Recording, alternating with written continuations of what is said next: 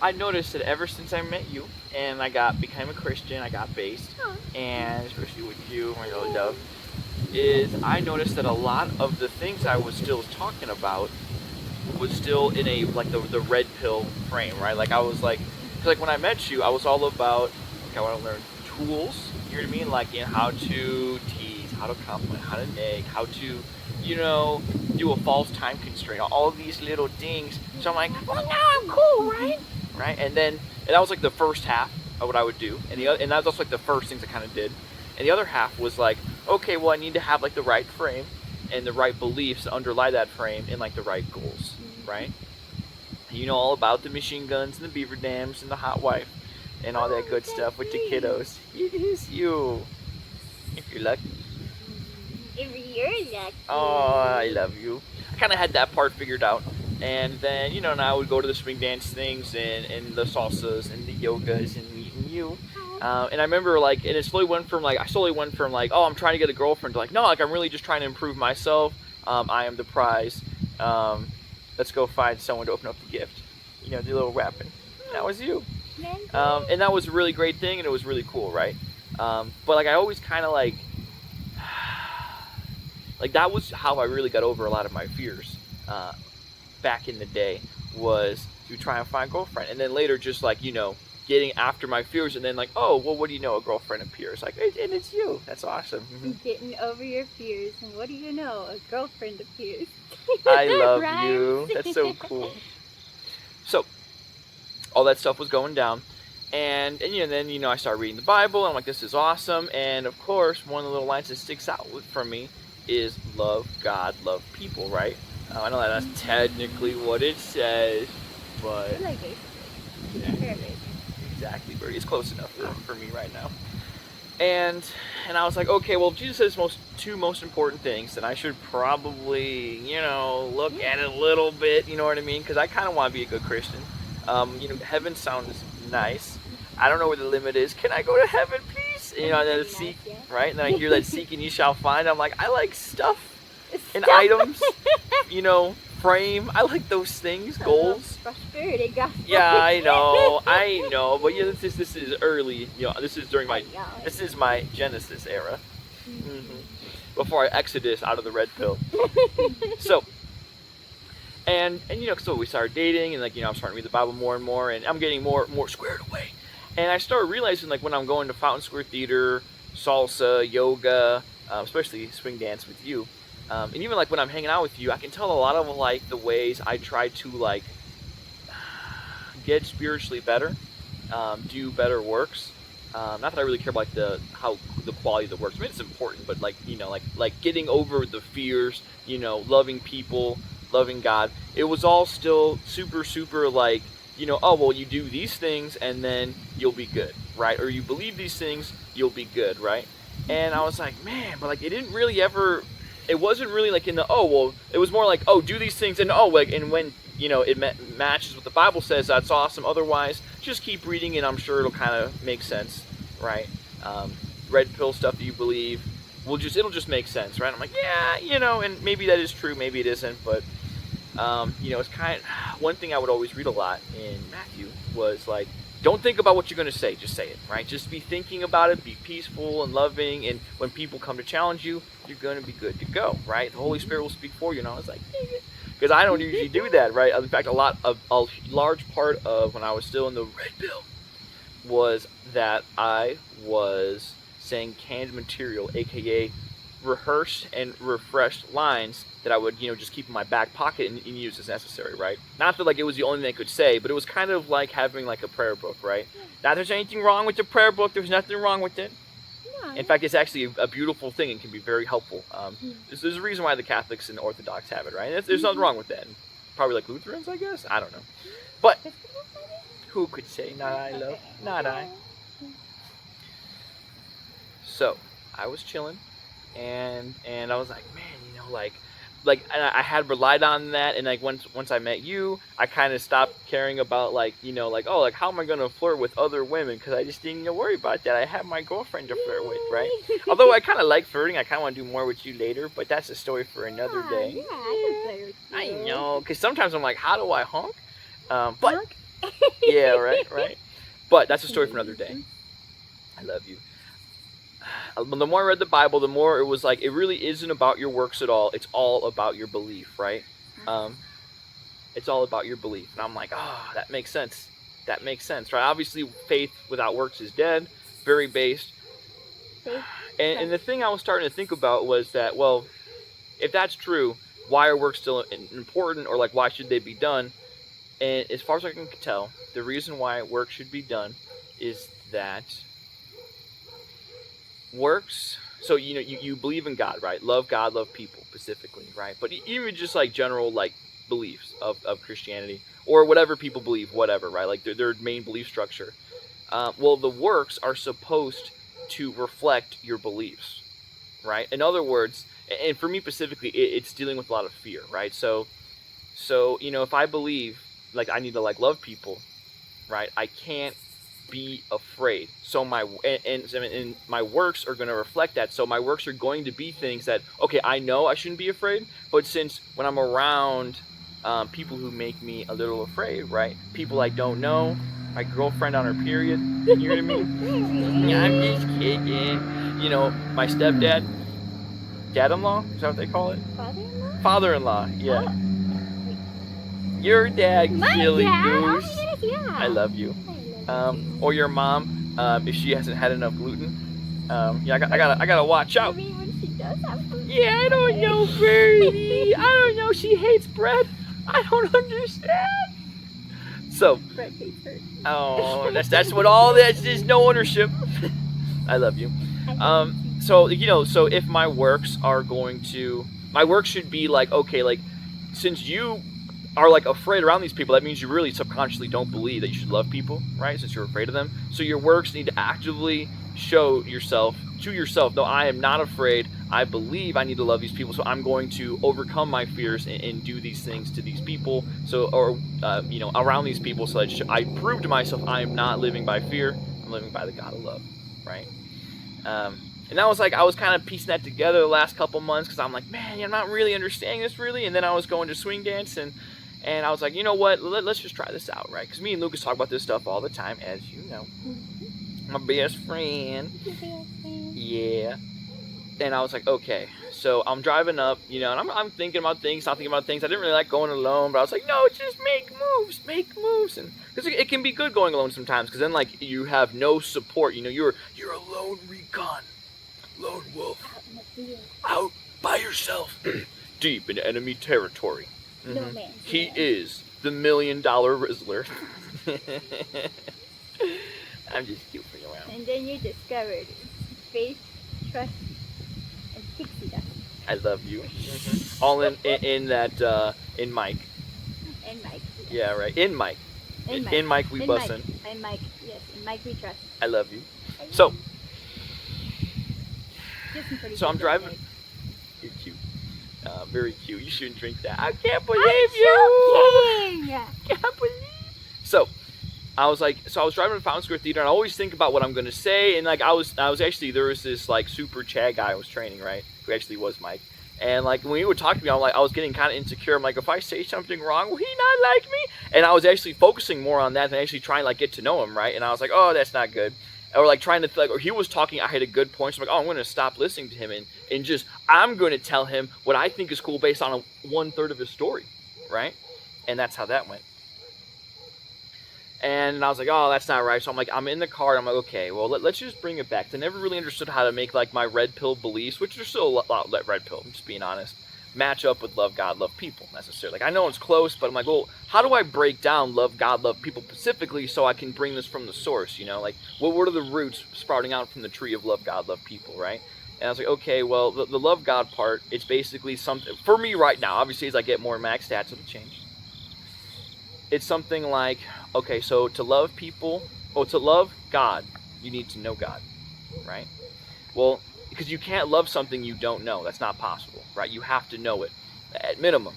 So I'm like, okay, so what I'm going to do is I'm going to keep reading the Bible, try to figure out the passages I'm confused about.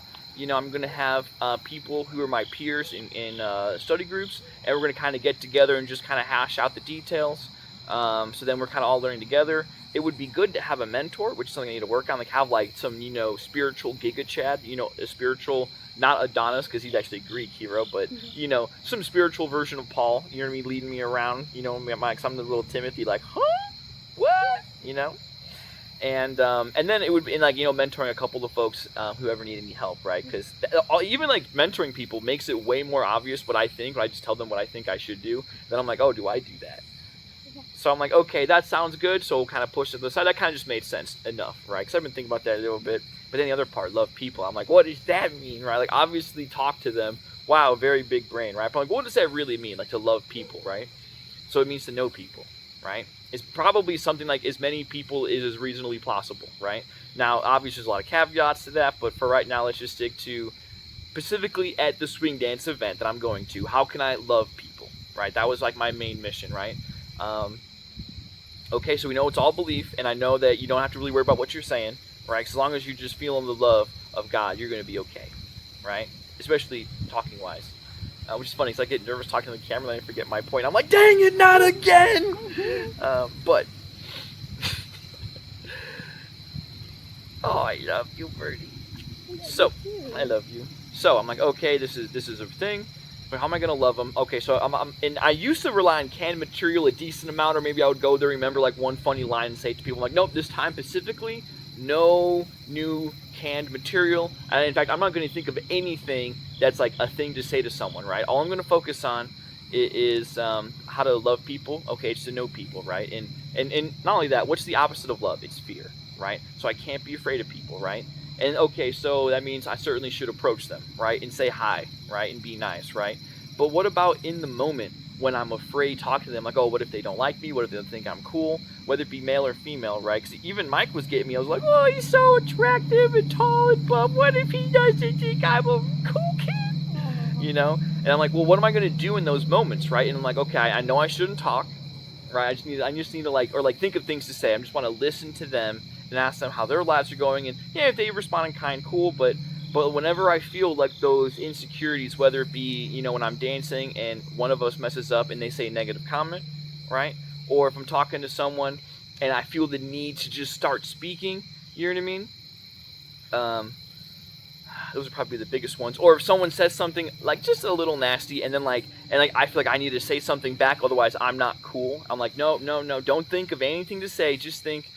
And this is my main thing that I wanted to remember when I went there. I'm like, okay, if you are really trying to love this person, right, how would you react in this moment? And that was like the only thought I really wanted to think of whenever some sort of negative emotion happened to me at swing dance, right? And whether it be because I wanted to talk to Sound Smart, or I wanted to like tell someone like that they're silly for messing up the move, even though if it was me messing up the move, you get what I'm saying. So I go out to Fountain Square Theater. And I did do one workspace thing, one canned material, which I remembered a couple of the swing dance moves, and I practiced in the corner, which really helped me kind of warm up by myself. But then I went out to the field, and I purposely missed training, because when I go to the training, it makes me too socially acclimatized to people, and I want it to be harder. So I missed the training, and then when it was time to dance, I was like, okay, it's time. And it's funny, like the closer and closer it's getting to dance, right? The more the dance moves are finishing up, people are playing social songs, the groups are dispersing into like just actual normal dancing, not like the training groups. I can feel the fear overcome me slowly, right? First it was like in the distance, and now it's like a fog all around me, right? Of like, oh, if you dance with people, they'll say no. And if they say no, that means you're dumb. And if you're dumb, they're gonna ban you from the group, and then you're gonna lose your job, and then your girlfriend will hate you, and then your car will blow up, and you'll go right to Sheol. In that order. SlipperySlope.com, conspiracy theorist, get your aluminum tinfoil hat. But the thing is, that's really how it feels sometimes, right? And I was like, no, it's not true. I just need to love people. How do I love people? I gotta talk to them. And then I was like, well, what if they act mean, right? What if they do act mean to me? And I was like, even if they treat me horribly, God doesn't say only love people if. It just says love people, right? So even if they treat me mean, just love them as much as you can. It's okay. It's okay, right? And sometimes love is a gentle correction, right? Which is nice, because I don't like just getting beat up on. So I'm like, no, even if they think I'm lame or whatever, not that I really care what they think, but even if I perceive a negative emotion from them, it's okay. You're just trying to invite them to have a fun time, So you can get to know them. So in some minor way, you can get to love them, right? So, armed with this knowledge, you know what I mean? I pierce through the fog.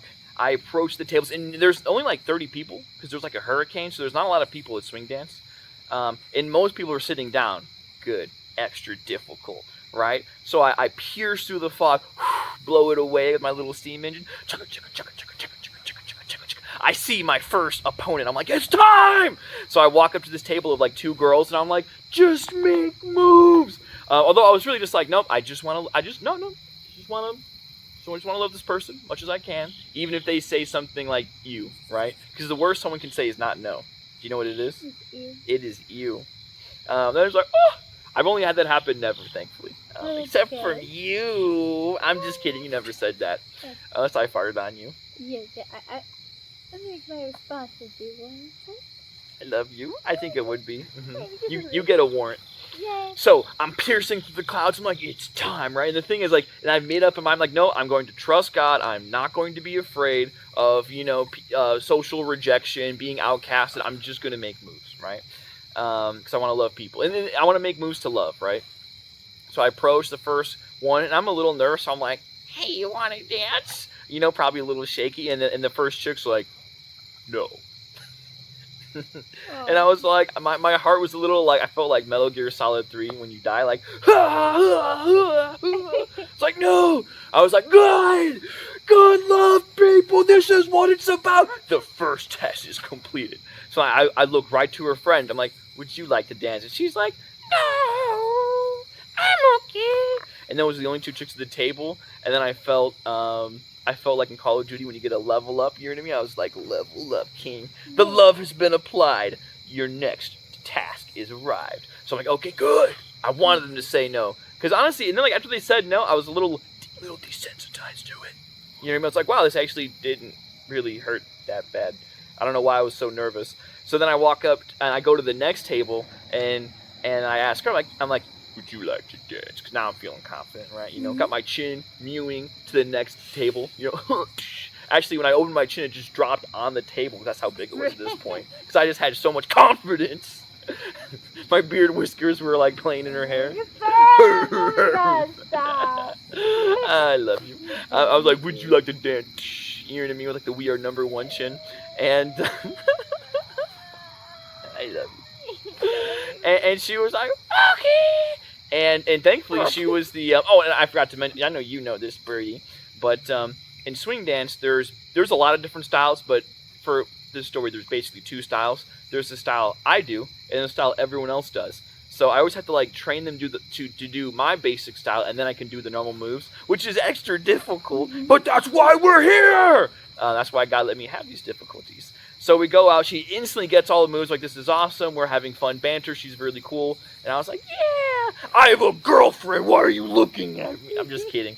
Although I did say that, but yeah. And I think she was maybe 18. So like, whatever. She was like some high school girl. Like, ah! She was actually the parents' instructors. That's how you sound like too sometimes. Yeah, I don't know.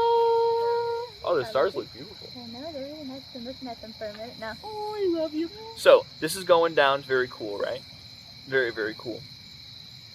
And I'm like, oh, yeah. So I go to Mike, and I'm like, yo, dude, like, what's up? Give him a big bro hug. Really happy he came out, right? He went through the hurricane of death, too, just to come to Swing Dance, which was great. So I hang out with him for like a couple minutes. I could just see in his eyes, I could see the fear. The same fear that surrounded me, right? It was slowly putting trenches around his confidence. You know what I mean? The guns were getting loaded up. You know what I mean? He was just about to get artillery bombarded with self-limiting beliefs.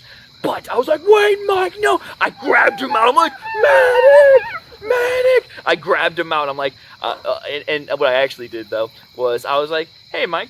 Hey Mike, I'm pretty good at dancing here, and I kind of like, know some people, which is kind of true. I didn't really recognize. It was kind of false. Like, no, I didn't say that. I was like, hey Mike, why don't we go and just approach some girls and we go ask them to dance? And he was like, yeah, that's a great idea. And I was kind of nervous because it's one thing to approach by yourself, right, and get told no. But if you go with a brother and then you both get told no, or even worse, you simp and chicken out midway through, it's like, But I was like, no, you gotta love people, help your homie out. Because, he doesn't know how to dance, really. So I'm like, I gotta do the mission. So we walk up to these two chicks, and I was like, a little nervous. Like no one's standing in the periphery where they're supposed to be to dance. They're all back some, right? But I'm like, finish the mission. Obviously, they didn't come here just to look at me and Mike talk about frame games, right? Love God games.